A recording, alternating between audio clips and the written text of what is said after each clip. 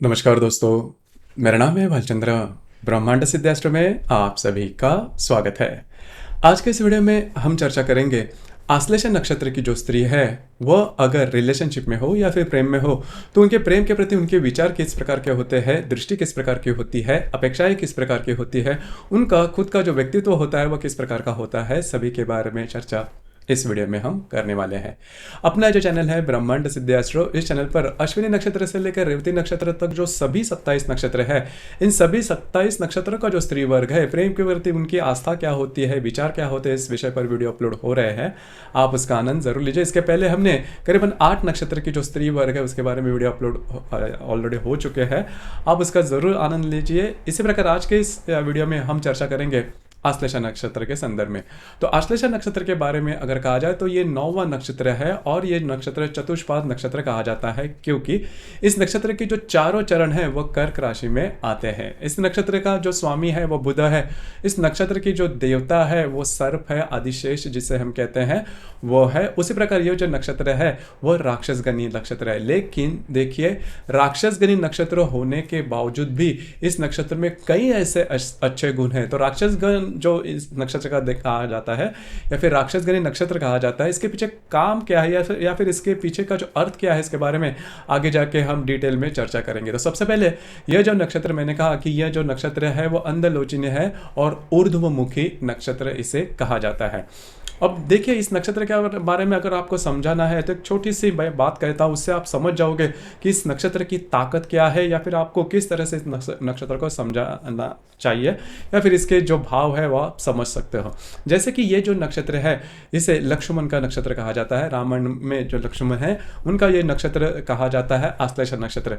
इस नक्षत्र की जो खूबी है वो यही है कि यह जो नक्षत्र है वो पूरी तरह से रिस्पॉन्सिबिलिटी ले लेता है।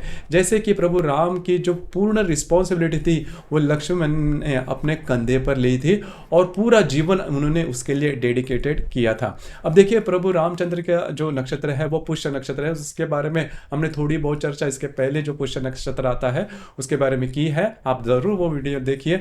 और यह जो नक्षत्र, जैसे मैंने कहा, यह जो नक्षत्र है वो आश्लेषा नक्षत्र है। तो आश्लेषा नक्षत्र में के बारे में यह बात कंपलसरी होती है कि इनके ऊपर किसी ना किसी प्रकार की जो रिस्पॉन्सिबिलिटी है वो आ जाती है, चाहे वो पारिवारिक हो या फिर समाज से रिलेटेड हो या फिर आर्थिक संदर्भ में। तो ये जो बात है वो बात इस नक्षत्र में देखी जा सकती है। उसी प्रकार मोटे तौर पर अगर देखा जाए, बाहरी तौर पर अगर देखा जाए तो इस नक्षत्र की जो व्यक्ति होते हैं या फिर जातक होते हैं वो थोड़े से सुस्त होते हैं, ऐशोआरामी होते हैं।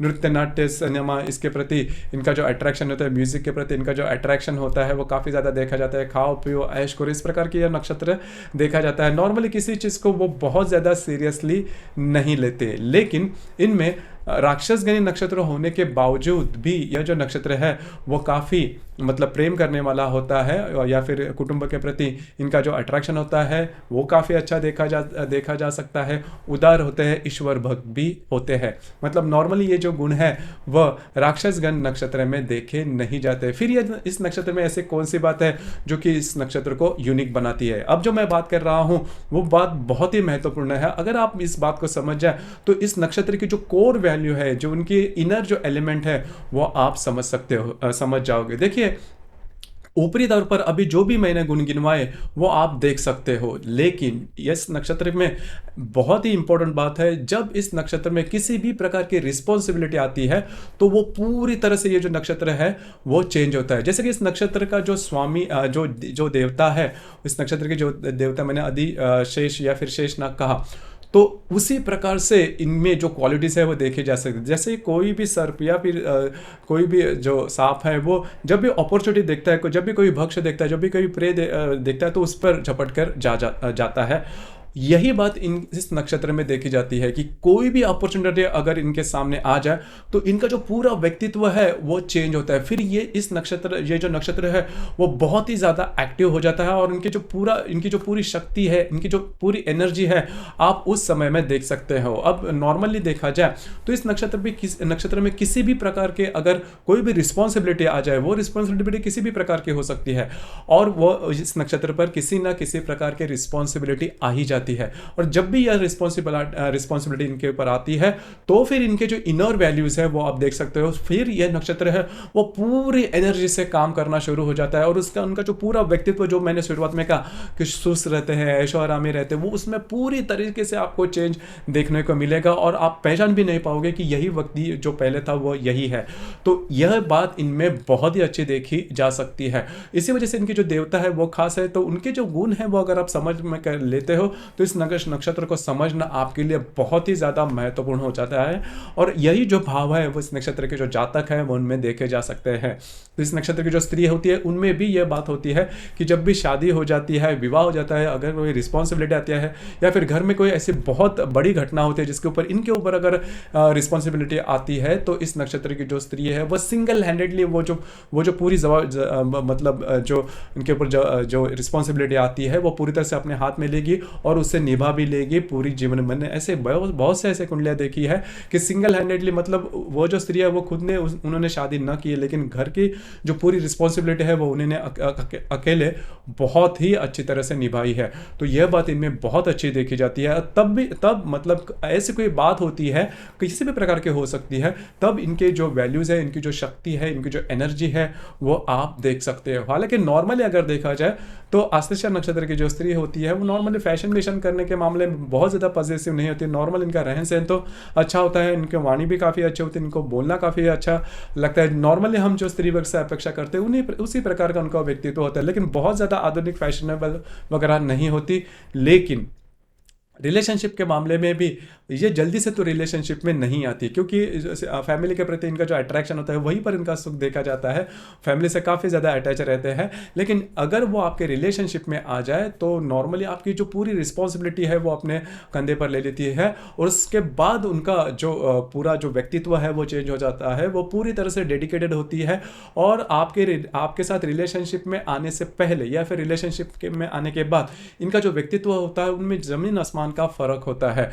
फिर इनका जो डेडिकेशन है वो काफ़ी अच्छे तरीके से देखा जा सकता है। लेकिन आश्लेषा नक्षत्र की जो स्त्री है वो अगर आपके रिलेशनशिप में आ जाए तो आपसे वो कमिटमेंट मांगेगी, तो इनके लिए कमिटमेंट काफ़ी महत्वपूर्ण होते हैं। देखिए, कर्क राशि में जो भी नक्षत्र आते हैं, पुनर्वसु, पुष्य और आश्लेषा, ये जो तीनों नक्षत्र की जो स्त्री है जब भी रिलेशनशिप में आ जाती है तो वो आपसे कमिटमेंट मांगेंगी। अब ये जो बात है वो कर्क राशि से बहुत ज़्यादा रिलेट करती है, क्योंकि कर्क जो राशि ही है वही पूर्ण गृहिणी की राशि है। तो जब भी गृहिणी उसी प्रकार के होते हैं कि थोड़ा सा मतलब संस्कारक्षम होते हैं और ऑर्थोडॉक्स होते हैं, तो उनके लिए सिर्फ और सिर्फ प्रेम या फिर फ्लर्टिंग ये इतना महत्वपूर्ण नहीं होता। उसके आगे की जो स्टेप है विवाह की, वो इनके लिए, फैमिली की, वो इनके लिए काफ़ी महत्वपूर्ण होते हैं। तो वही बात आश्लेषा नक्षत्र की जो स्त्री है उनमें भी देखी जाती है कि हालांकि अगर ये रिलेशनशिप में आ जाए तो कमिटमेंट मांगता है, तो अगर आप कमिटमेंट देते हो फिर आपको किसी भी प्रकार की चिंता करने की बिल्कुल भी जरूरत नहीं है। आपकी पूरी जो रिस्पॉन्सिबिलिटी है वो नक्षत्र ले लेगी, पूरी तरह से आपको सजाएगी, संवारेगी या फिर पूरी तरह से आपको पूरी तरह से गाइडलाइन भी देगी। तो ये बात इनमें बहुत ही अच्छी देखी जाती है, काफ़ी ज़्यादा हार्ड वर्किंग होते हैं। अभी इनके जो सभी अच्छे क्वालिटीज़ है वो जब भी इनके ऊपर कोई रिस्पॉन्सिबिलिटी आती है तभी आप देख सकते हो। नॉर्मली आप ये जो बातें हैं वो इनमें देखने नहीं मिलेगी। लेकिन ये बात भी तय है कि आश्लेषा नक्षत्र की जो स्त्री होती है, स्त्री हो या पुरुष, उनके ऊपर जीवन में किसी ना किसी प्रकार की रिस्पॉन्सिबिलिटी आती ही है और इनके जो पूर्ण जो रूप है या फिर उसमें आप काफ़ी चेंज देख सकते हो। और तभी जो राक्षसगण के नक्षत्र में जो ऊर्जा होती है, जो एनर्जी होती है, जो शक्ति होती है, वो आप इस नक्षत्र में देख सकते हो। हालांकि राक्षसगण नक्षत्र में जो भी बाकी जो अलग से गुणधर्म होते हैं, जो बेफिक्री बना होता है या फिर जो बिंदास बना होता है, वो इस नक्षत्र में वो आप नहीं देख पाओगे।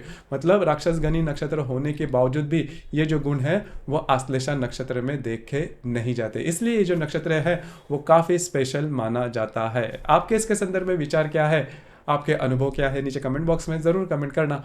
और अपना ये जो चैनल है ब्रह्मांड सिद्धि एस्ट्रो, इसे भी लाइक, शेयर और सब्सक्राइब ज़रूर करना। धन्यवाद।